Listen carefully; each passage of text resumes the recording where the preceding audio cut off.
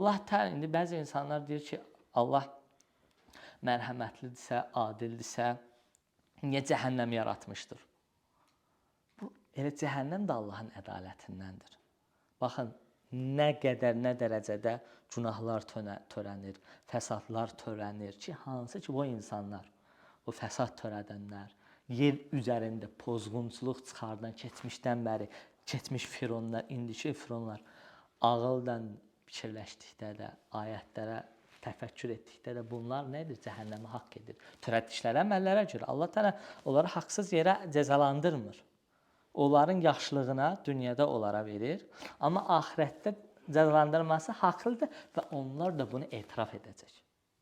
Hansı kafirlər ki, cəhənnəmə atılacaq, onlar cəhənnəmdə etiraf edəcəklər ki, biz bunu ayətlərdə görürük.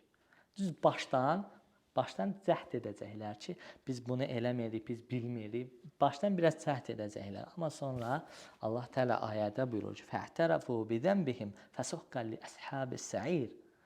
Onlar ayətin başlığında deyir ki, bizə peyğəmbər gəlmişdi, itayət eləmədik. Biz keşkə peyğəmbərin yolundan gedərdik. Sonra deyir, "Fəhtərəfu bizənbihim." Onlar öz günahlarını etiraf edəcəklər. Və rədd olsun cəhənnəm sakinləridir Allah Əzə və Cəllə. Yəni, kafirlər belə cəhənnəmdə anlayacaqlar ki, bu haqsızlıq deyil. Allahın ədaləti və etiraf edəcəklər ki, Allah Teala doğrudur, biz bu əməlləri etmişik dünyada.